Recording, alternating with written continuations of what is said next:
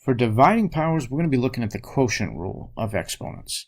And that states if two numbers have the same base but different exponents, you're dividing them, all you have to do is subtract the exponent. So in practice, it looks like this. Here we've got 2 times 2 times 2 times 2 times 2 times 2, all over 2 times 2. Well, that cancels out, and we're left with 2 to the power of 4, right? So all we had to do was 2 to the power of 6 minus 2 to simplify that.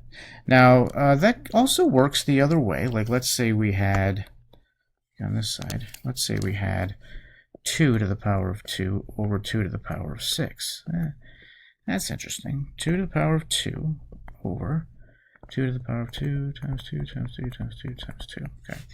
Now this cancels out, these cancel out, and now you have a 1 over 2 to the 4th power. 1 over 2 to the power of 4. So now we can kind of take this and apply it to a little bit more complicated problem. We're going to take 3 parts of this. We're going to break this up into 3 parts. We're going to do the whole numbers first, the coefficients.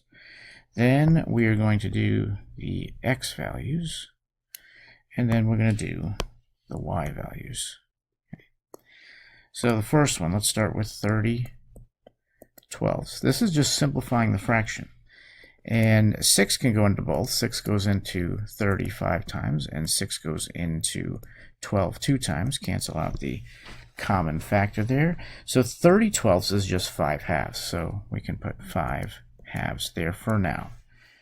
All right, now we've got x to the power of 6 divided by x to the power of 7. Well, that would be x to the power of 6 minus 7, which is going to equal x to the power of -1.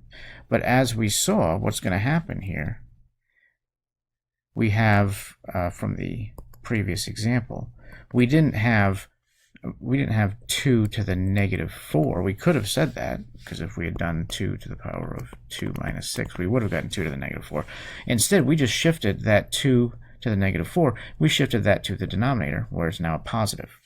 So what's going to happen is we're going to add this to the denominator, which would be 1 over x to the power of 1. And I don't need to say x to the power of 1, because we assume that if there's no exponent, it is to the power of 1. Now let's look at the third one, which is going to be y to the power of 8 over y to the power of 5. And that's going to be pretty easy. That's going to be y to the power of 3. So that's going to be in the numerator, of course, y to the power of 3. Okay. So now all we have to do is put all this together. We've got 5 halves, right? And then the x, remember, is in the denominator, and the y to the power of 3 is in the numerator. So we have a solution here of 5 times y to the power of 3 over 2 to the power of x. All right, so here's another problem here. We've got 24 divided by 8, which would obviously just be 3. X to the power of 6 divided by x to the power of 4, that's going to end up being x to the power of 2, 6 minus 4. And then this is going to be y to the power of -2, which we're not going to put that as a -2. We're just going to put that into the denominator. So now if you look at it, we've got 3x squared over y to the second power. All right, we'll try one more. Fully simplify using only positive exponents. So again, 5/25, that will just be 1/5. Then x to the power of 7 divided by x to the power of 7 would be x to the power of 0, so we don't even need to include x now. And then we've got y to the power of 7 divided by y to the power of 2, and we're going to get y to the power of 5. That's positive.